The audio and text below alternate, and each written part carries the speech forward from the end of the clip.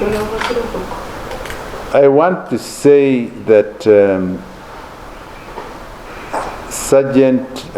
Private Sabiti worked with me and he left last year about June after the by-elections of in Soroti City that brought in Honorable. That's the last time, and he got COVID out there. We tested. But let me hasten to say that he was 29 years old, and he had served in the army for some time. He had 4 children. He came from Toro, but Mufurichi, from Kabale, Bufumbira, in the area called Burasha, in Kabarole, in Toro. And at 29 years, I think he also had his own ambitions as a person.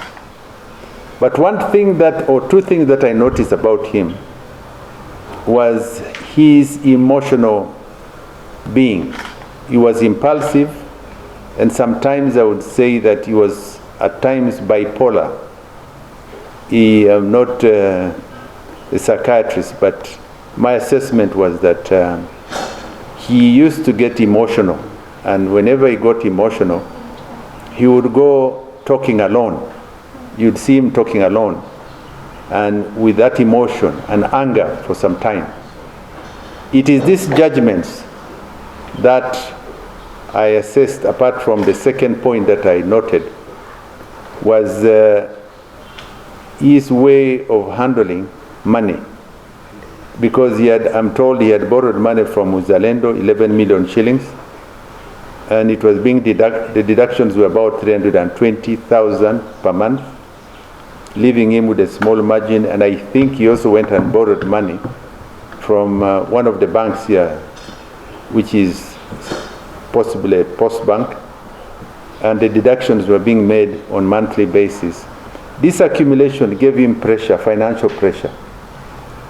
And I want to hasten to add that he also, while he was here, he used to borrow money from my workers, the civilian workers.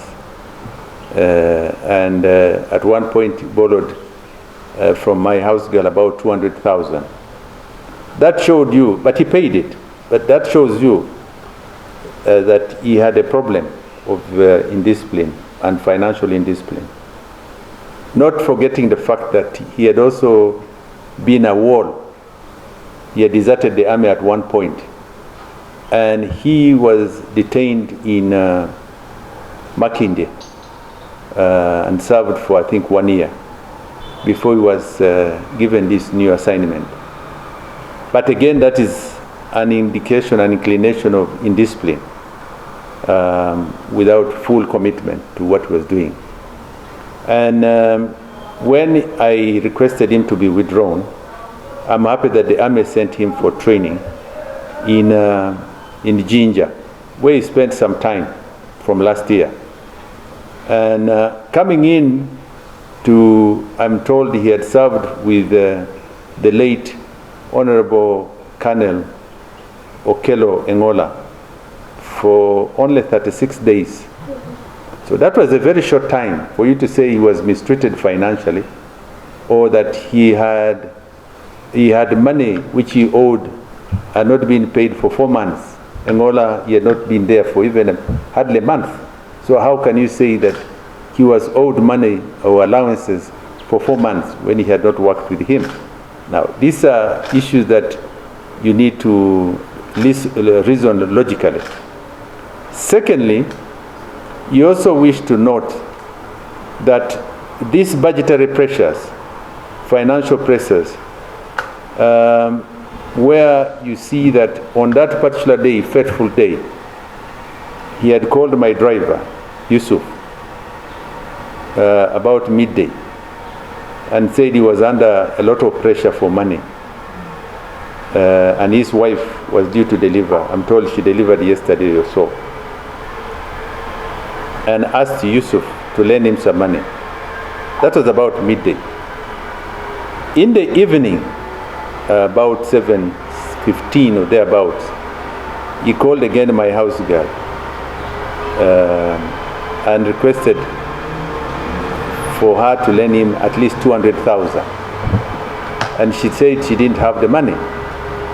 Now, obviously, you see that the next morning, he was under a lot of pressure, and the incident that now occurred to this gruesome killing, that caused the loss of the life of Honorable Colonel Okello Riem Machoduogo, was very unfortunate, regrettable, and this is a matter which I see should be treated as an isolated case and should not bring fear to those who are being guarded, because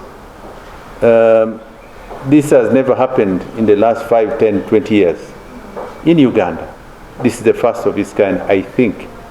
We have never had this kind of situation, as it were. So out of the thousands of gallant forces of UPDF, who are very disciplined, UPDF is one of the most disciplined top 5 armies in the African continent and possibly in the world. We have an army serving in Somalia for the last coming now to 11 years with the correct line because of ideological training. We have served, the UPDF has served in South Sudan, Central African Republic, they're in the DRC Congo. They have brought peace to the country. North to south, east to the west. Uganda is peaceful because of these gallant forces. And I want to say that there should not be fear because people have guns. We have got guns in the UPDF, we've got guns in police, even in the streets. We've got guns in the prisons, we've got guns in other security organs of the state, even the private sector security organization, PSOs. Those also have security. They also have guns. But this should not be politicized. I want really Ugandans to reason logically. Even in the United States of America, where you have people who have served in Afghanistan, in Iraq, in Syria, and other operational theaters, they have gone back to the United States, and veterans sometimes commit suicide because of the psychosocial pressures that they face while there. This is an isolated, these are cases that occur all over the world. You have also seen some committing suicide jumping from buildings. You see them on TV, on CNN, and Al Jazeera, and so on and so forth. That shows you that the army is a special organization. And there are people who can manage pressures, both psychological, financial, and otherwise. But this should be an individual case. This is a cross that will be carried by the late, who unfortunately is dead.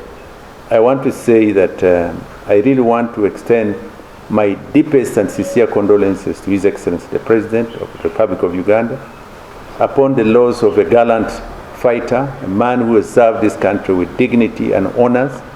He has served in many theaters to bring peace to this country, and also to the family, the children, his constituency, and the entire family of the National Resistance Movement, where he was elected on. And I want to appeal to the country to remain united at this time. And we grieve commonly and together. It is unfortunate the Lord Almighty has called him in a very unfortunate manner the way it is, but may his soul rest in eternal peace. Thank you very much. You're most welcome.